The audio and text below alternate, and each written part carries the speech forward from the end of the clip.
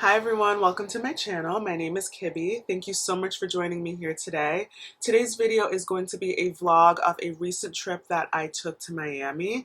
In addition to the vlog, I'm going to be sharing some tips and tricks on how to travel to such an expensive city, especially if you have a budget in mind, how to secure an affordable hotel in a great area, how to find cool events to plug into like Miami Music Week, as well as how to find just general like touristy kind of excursions that take you around the city and allow you to see more than you might be able to see if you were trying to just plan your day by yourself.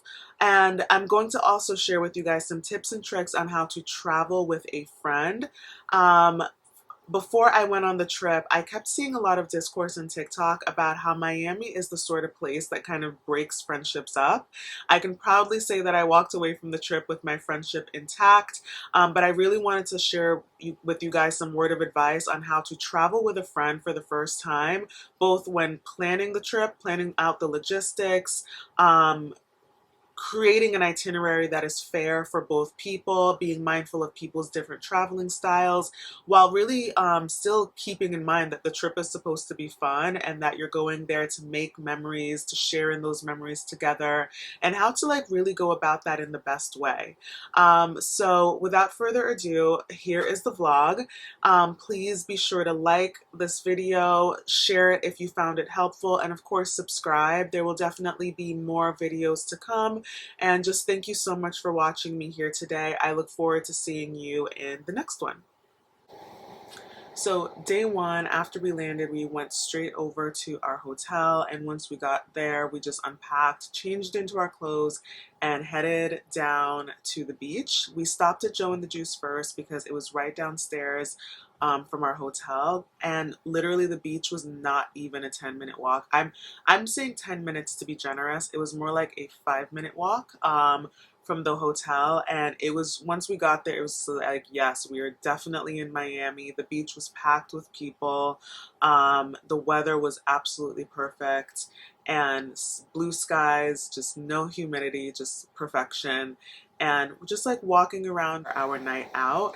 And for that first day, we were going to the SLS Hotel to see DJ James Hyde. And as a part of like Miami Music Week. To be honest with you, I kind of just wanted to go just to see what it was all about, and I had a really great time. Being there at the music festival was like that first night, like a real taste of like what people mean when they say that Miami is a pricey city. For 2 drinks and 2 shots, it was like a $95 check. So we were both looking at each other like, okay, all right, we're not in Kansas anymore. That was kind of our first night. And for day two, we wanted to keep things a little bit more low key, and that is like one of my tips for you guys. The second day that you're there, especially just coming off of a travel day, try if you can to keep it a little bit low key, at the very least for your first half of your day. We ended up getting up, going to get brunch. We got dressed up and we're just kind of like walking around Collins Ave. We ended up going to Maxine's Bistro. It's a 24-hour spot. The food is great. The service is great. It's also really good for people watching. We ended up just getting brunch and then walking up and down Collins Ave, just taking in like the sights. I can't even remember what we did after that, but I know like later on in the afternoon we ended up going to the beach for a little bit and then hanging out at the rooftop pool just until sundown.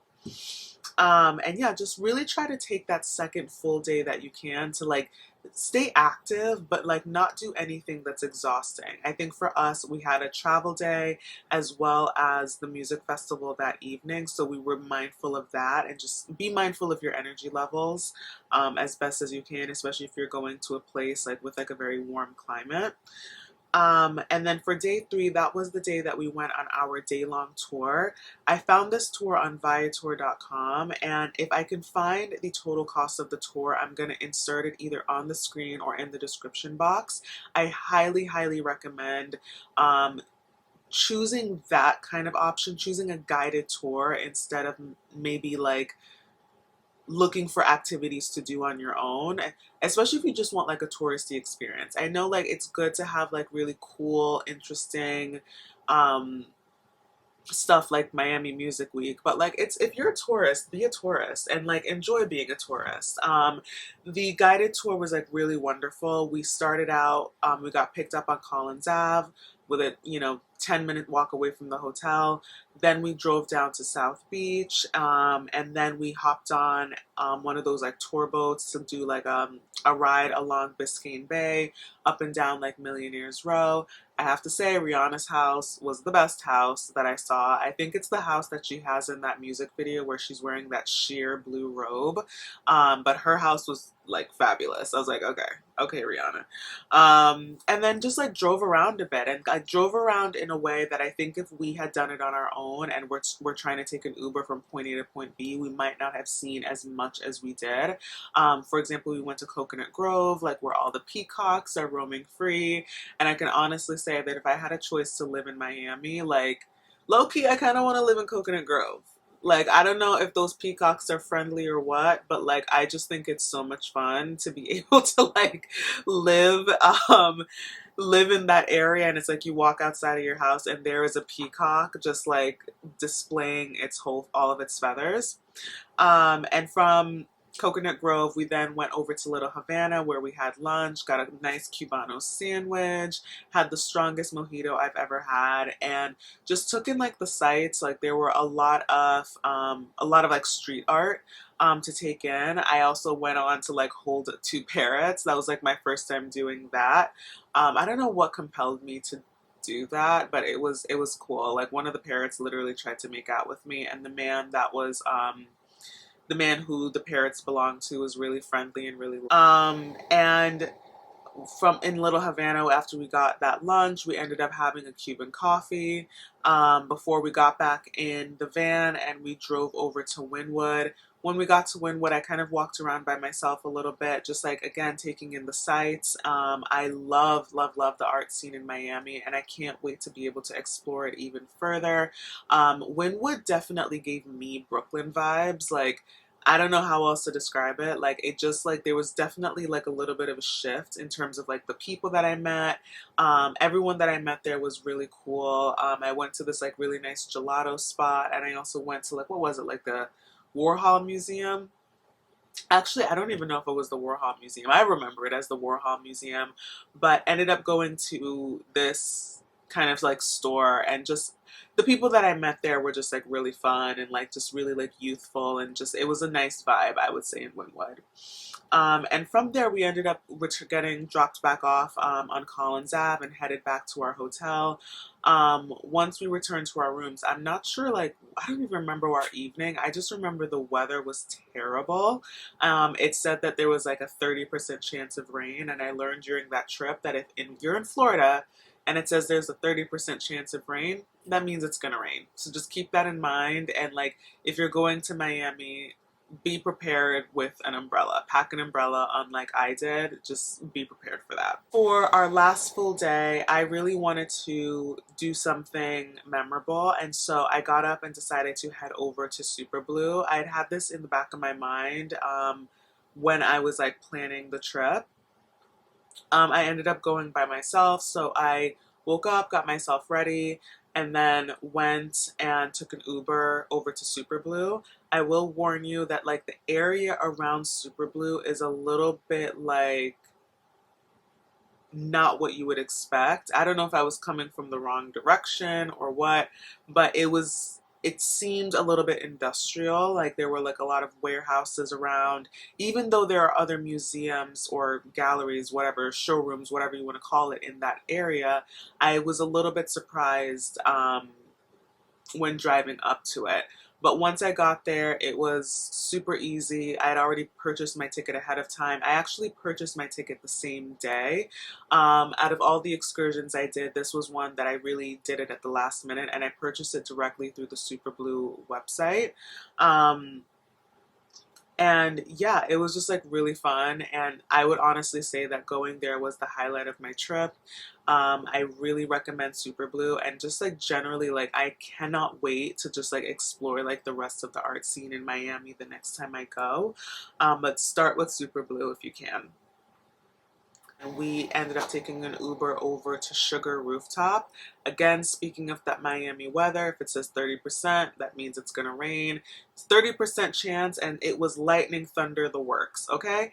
So that was a little bit disappointing because I really did book it because it's a really fabulous rooftop, but the inside was kind of like a speakeasy style, and it was still really fun. The sushi that we had there was amazing. But I do want to note something about Sugar because, like many other restaurants in Miami, there are a few different rules that you might not be used to, like if you live in a different city. Firstly, this is a very simple and basic one: is there's going to be a charge if you don't cancel your reservation within 24 hours. Secondly, it's one of those restaurants where they hold a card once you arrive and you're checking in with the hostess. They will request a card to hold for the duration of the meal. Once it's time to pay the check, they will split the check between two different cards, but just be mindful of that. Lastly, it was one of those places where there is a spending minimum. So Sugar Rooftop had a minimum of $100 each, and trust me, that was not very hard to get up to. Between the sushi platter and the drinks, like it was actually super easy for us to spend that amount of money. And I know for some people that's not a lot, but for some people it is. And just something to be mindful of when picking your restaurants, and kind of really, especially if you have the opportunity to make that reservation in advance, which you likely will need to, just take notice of whatever fine print is on their website when you're making those reservations. So in the next half of this video, I want to share some words of advice on how to travel with your friend, how to plan a trip with a friend, how to be on the trip with a friend so that you can make the best out of it, make as many memories as you can while being mindful and respectful of your friend and yourself, and how to just not allow your friendship to be a Miami casualty and walk away from this trip with your friendship intact. Okay, so now let's talk how to travel with a friend. Starting with logistics, number one, come together and decide, vote, whatever you need to do on your destination and how long you're going to be staying.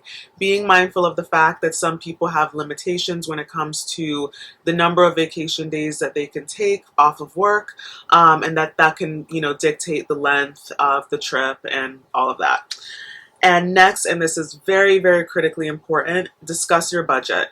Be as transparent as you feel comfortable. You don't necessarily need to tell the other person, like, this is my limit, I'm not going to spend anything over that. But be clear on the fact if you have a budget, and that be clear that you don't want to break the bank going on a 5-day long vacation. From what I could see of so much of the TikTok chatter was that money was a big part of why people would argue, like when they would travel, especially to Miami. Like, it's an expensive city. I remember the first night we were there when we went to the music festival, literally like 2 drinks and 2 shots was $95. And we were both looking at each other like, yeah, we're definitely in Miami. Like, you know what I mean? Like, at first we're like, wait, maybe this is a mistake. Like, maybe they meant to give this to someone else. And it's like, nope, it was definitely that. And again, only 2 drinks. Only 2 shots. That's all it was for $95. And yeah, just, you really probably shouldn't be going on vacation with someone if you don't feel comfortable telling them that you have a budget. If you feel like, oh my gosh, I'm gonna look broke or they're gonna judge me, whatever, you shouldn't be going on vacation with that person. That person's not your friend if they're gonna be judging you for having a budget, And speaking of budget, speaking of money, have a discussion on how you are going to split the cost of everything on the trip.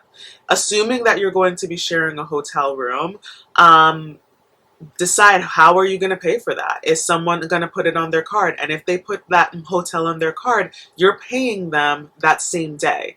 you should be exchanging Cash Apps, Venmo, Zelle, whatever it is that you need to with that person the day that you're booking the hotel. There is no reason why you should be at your destination and having arguments and disagreements about how things are going to be split. That discussion should be had up front, like even at the stage of like deciding that you guys are going to go somewhere together, making the decision that you're going to travel together and having that conversation about the budget and how things are going to be split. All of those things go hand in hand. And also decide whether or not like you want to stay in a hotel or an Airbnb. For Miami, we stayed in a hotel. Personally, I've actually never stayed in an Airbnb. I don't know, I've just never felt that comfortable staying in an Airbnb. Like I legitimately, unless you're staying in a fabulous Airbnb, like I don't even understand what the point is. Um, but we found a really great hotel, as I mentioned before. Miami is actually pretty good for that, and I really would recommend checking out the South Beach Hotel, Bulan Hotel. It's in a great area, and pretty relatively affordable rooms, like especially for like the time of year that we were going and just like the location and everything. So it's possible to find somewhere that's like right in the center of everything. And next, share ideas for excursions, both verbally and over text, kind of like offering one another an opportunity just to like go back and forth on ideas, and like also like book these excursions ahead of time. To book at least half of your vacation. Like have something on the schedule like secured for at least like 50% of your time there. That way like you still have a lot of wiggle room, like so that if you get there and you decide that there's something else you want to do, or you find out about something that you didn't previously know about, you still have enough you still have an opportunity to be able to plug into that.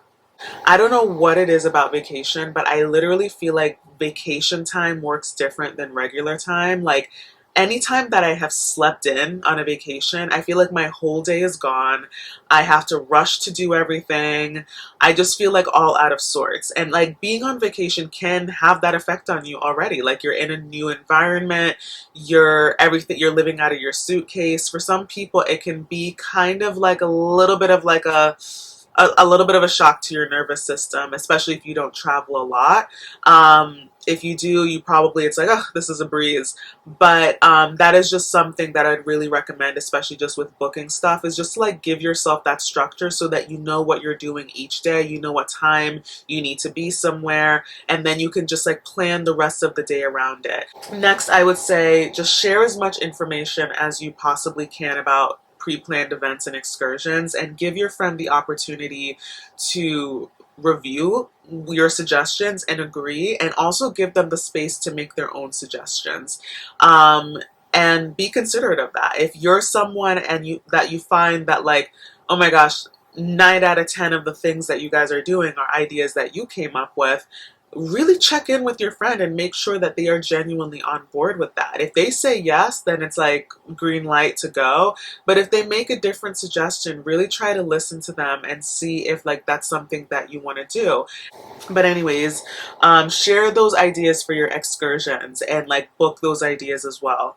And again, in the same way that like you are splitting the cost of the hotel like the same day that like you book the hotel, you are also splitting the cost of any excursions that you're doing the same day that you're booking those excursions. And speaking of the excursions, that is a really great opportunity to have a discussion about your vacation styles. There's some people that like to have a more leisurely approach where they really want to just enjoy the beach, relax by the pool, just like decompress like from work. And there's other folks that like to get up early and like just experience as many excursions as they can, like kind of just do things that like you might not be able to do like in your hometown. I am one of those people. I like to wake up as early as I can. I'm not like a super early bird, but I like to wake up at like a relatively early time where I can get up and go out and just like really have like my day packed with something like exciting and new.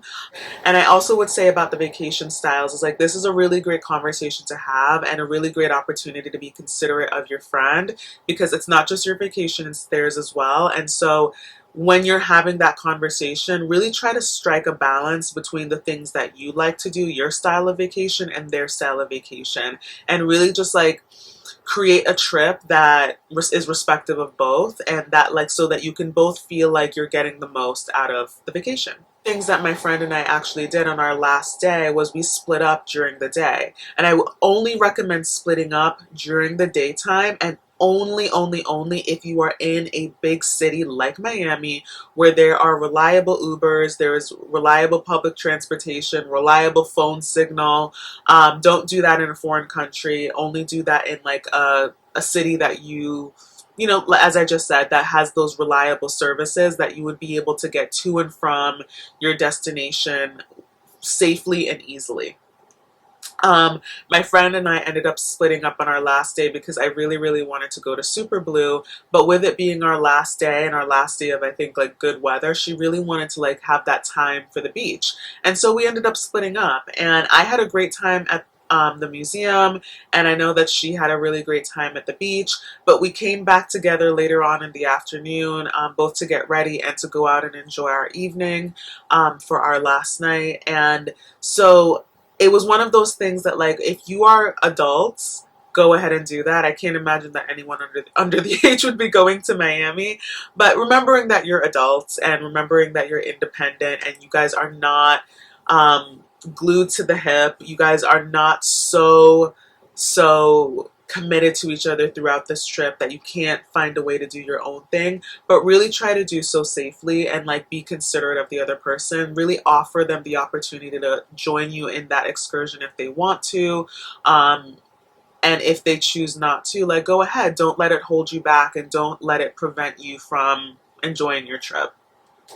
And I want to close this video by talking about being respectful of your friend. Like, when I was watching like this content about people traveling to Miami, a lot of it was like people like not having open and honest conversations with their friend ahead of the time, because in all honesty, that person wasn't their friend. Like, that person was just someone that they were cool with, and if you're being for real, that person was just a party friend and not like their real deal, like someone that they should be like traveling with. And so that kind of like created room for this like unnecessary friction. But if this is like your real deal friend, you know that it's important to have respect for them. You know that it's important to be considerate of them, both when you're planning the trip, when you're en route to your destination, and when and during the entirety of the trip. Being mindful of differing bedtimes, being mindful of different cleanliness and organization, energy levels. I was really surprised at myself, like that I was like the messy roommate. Like, the last time when I went to when I was traveling and went to London and Paris, the person that I was rooming with was so like all over the room, and like this was a time when I was like, oh my gosh, I totally like get it, like, cuz my friend was like super organized and she kept all of her stuff like in her suitcase, but I was like so discombobulated. I had like all my outfits like all over my little section of the room. I had like my toiletries like all over the bathroom, and I don't think she minded at all, but it was something that I was conscious of, and I was still like trying to clean up after myself like throughout. But it's like things like that. Like, don't be judgmental of your friend just because like you're neat and tidy and like they're not. Like, don't like hold those things against them, because it's really not that serious. And it's, again, if you're traveling with this person for the first time, you might be seeing a side of them that you don't normally see like in your daily interactions. And this is just not one of those things where you need to be like judging people and holding things against people. Like, really give people grace, and just remember that like people are human, they're on vacation, sometimes people are messy, sometimes they're not. But yeah, just kind of like be considerate as much as you can, and just like try to just like err on the side of being kind, both to your friend and to yourself. So that is my vlog from Miami. I really hope that you found these tips and tricks to be very helpful, and I hope that you will use them the next time you are planning your own trip, whether that's to Miami or somewhere else. If you have any questions for me, be sure to comment them below. If you find this video helpful, be sure to give it a like, a share, and be able to save it for later. And be sure to subscribe for more travel content, yoga content, self-care, and lifestyle content. I really appreciate you for watching. If you want to keep up with me, check me out on social media. And I really look forward to seeing you guys in the next one. Bye.